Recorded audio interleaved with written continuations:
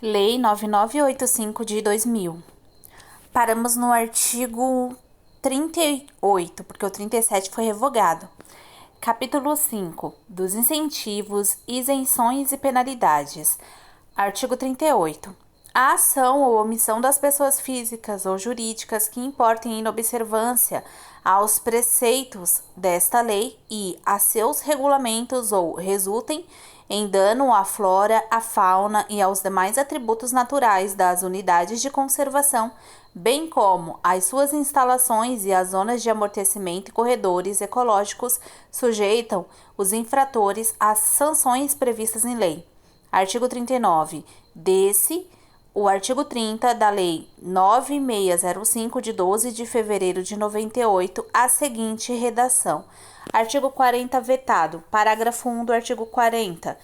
Entende-se por unidades de conservação, de proteção integral, as estações ecológicas, as reservas biológicas, os parques nacionais, os monumentos naturais e os refúgios da vida silvestre. A ocorrência de dano afetando espécies ameaçadas de extinção no interior das unidades de conservação de proteção integral será considerada circunstância agravante para a fixação da pena. Artigo 40 acrescente à Lei 9605 de 98. O seguinte artigo 40A. 40A vetado. Parágrafo 1 do 40A.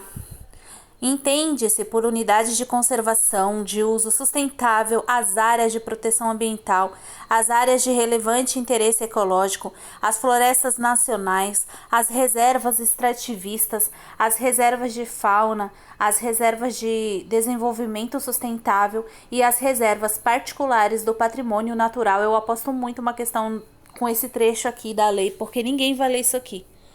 Parágrafo 2. A ocorrência de dano afetando espécies ameaçadas de extinção no interior das unidades de conservação de uso sustentável será considerada circunstância agravante para a fixação da pena. Parágrafo 3. Se o crime for culposo, a pena será reduzida à metade. Capítulo 6. Das reservas da biosfera. Artigo 41. A reserva da biosfera é um modelo adotado internacionalmente de gestão integrada, participativa e sustentável dos recursos naturais com os objetivos básicos de preservação da diversidade biológica, o desenvolvimento de atividades de pesquisa, o monitoramento ambiental, a educação ambiental, o desenvolvimento sustentável e a melhoria da qualidade de vida das populações. Parágrafo 1. A reserva da biosfera é constituída por, inciso 1, uma ou várias áreas núcleo destinadas à proteção integral da natureza. Inciso 2, uma ou várias zonas de amortecimento onde só são admitidas atividades que não resultem em dano para as áreas núcleo. E, inciso 3, uma ou várias zonas de transmissão sem limites rígidos, onde o processo de ocupação e o manejo dos recursos naturais são planejados e conduzidos de modo participativo e em bases sustentáveis. Parágrafo 2. A reserva da biosfera é constituída por áreas de domínio público ou privado. Parágrafo 3. A reserva da biosfera pode ser integrada por unidades de conservação já criadas pelo poder público, respeitadas as normas legais que disciplinam o manejo de cada categoria específica.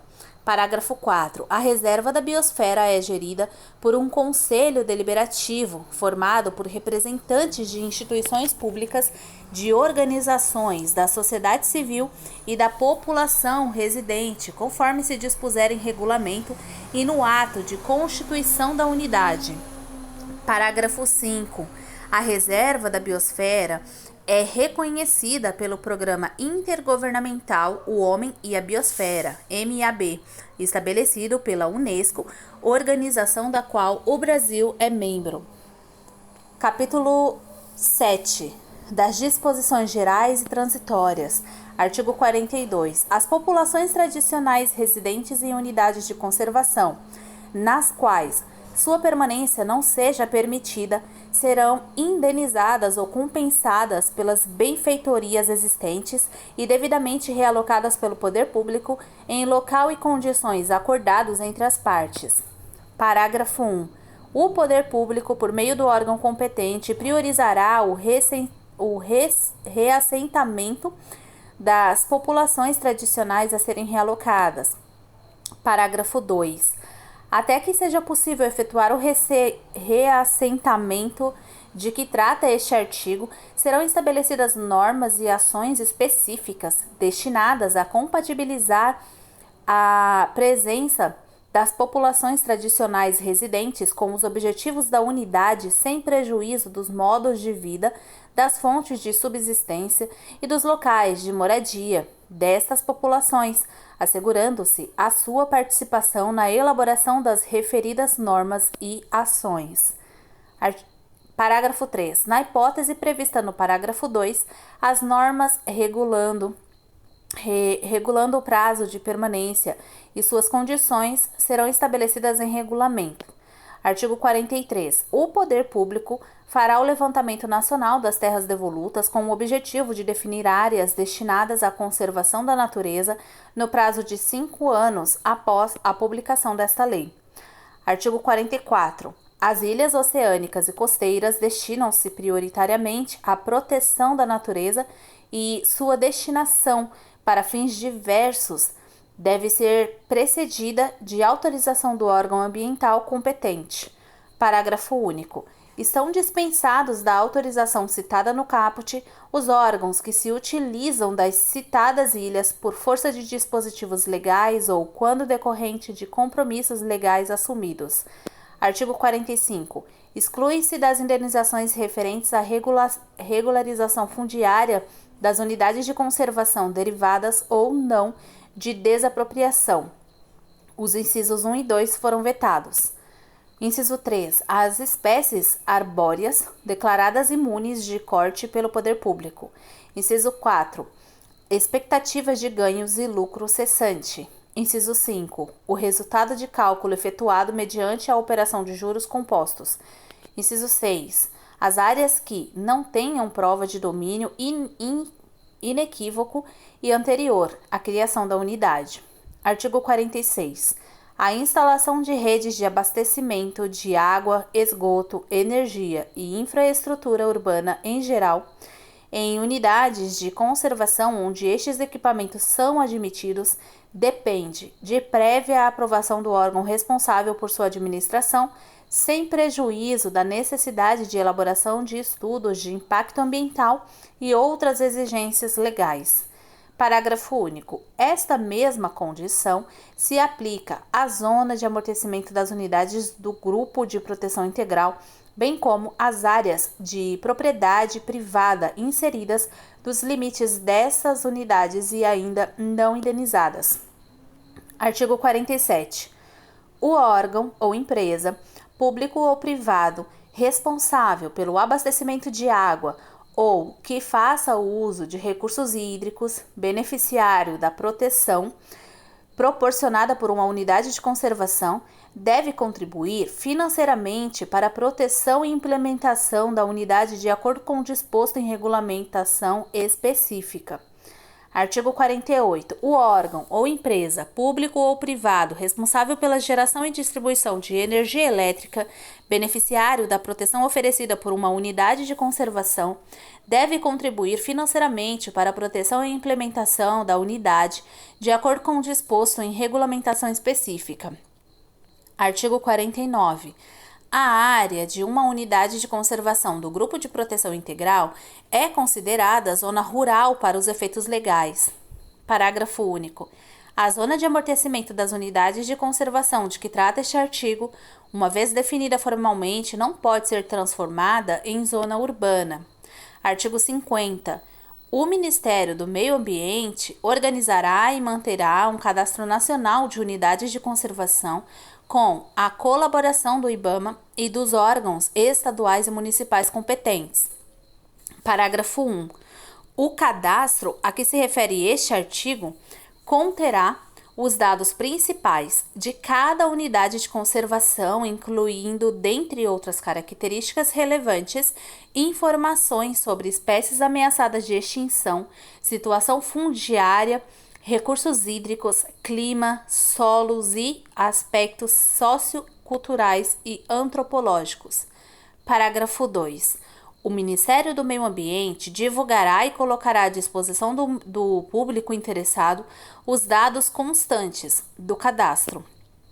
Artigo 51. O Poder Executivo Federal submeterá à apreciação do Congresso Nacional, a cada 2 anos, um relatório de avaliação global da situação das unidades de conservação federais do país.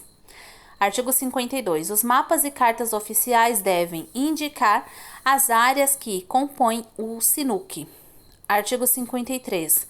O IBAMA elaborará e divulgará periodicamente uma relação revista e atualizada das espécies da flora e da fauna ameaçadas de extinção no território brasileiro. Parágrafo único. O IBAMA incentivará os competentes órgãos estaduais e municipais a elaborarem relações equivalentes, abrangendo suas respectivas áreas de jurisdição. Artigo 54. O IBAMA, excepcionalmente, pode permitir a captura de exemplares de espécies ameaçadas de extinção, destinadas a programas de criação em cativeiro ou formação de coleções científicas, de acordo com o disposto nesta lei e em regulamentação específica. Artigo 55. As unidades de conservação e áreas protegidas criadas com base nas legislações anteriores e que não pertençam às categorias previstas nesta lei serão reavaliadas no todo ou em parte, no prazo de até 2 anos, com o objetivo de definir sua destinação com base na categoria e função para as quais foram criadas, conforme o disposto no regulamento desta lei. O artigo 56 foi vetado. Artigo 57. Os órgãos federais responsáveis pela execução das políticas ambiental e indigenista deverão instituir grupos de trabalho para, no prazo de 180 dias, a partir da vigência desta lei, propor as diretrizes a serem adotadas com vistas à regularização das eventuais superposições entre áreas indígenas e unidades de conservação. Parágrafo único. No ato de criação dos grupos de trabalho serão fixados os participantes, bem como a estratégia de ação e a abrangência dos trabalhos, garantida a participação das comunidades envolvidas. Artigo 57-A. O Poder Executivo estabelecerá os limites para o plantio de organismos geneticamente modificados nas áreas que circundam as unidades de conservação, até que seja fixada a sua zona de amortecimento e aprovado o seu respectivo plano de manejo. Parágrafo único. O disposto no caput deste artigo não se aplica às áreas de proteção ambiental e reservas de particulares do patrimônio nacional. Artigo 58. O Poder Executivo regulamentará esta lei no que for necessário a sua aplicação no prazo de 180 dias a partir da data de sua publicação. Artigo 59. Esta lei entra em vigor na data de sua publicação.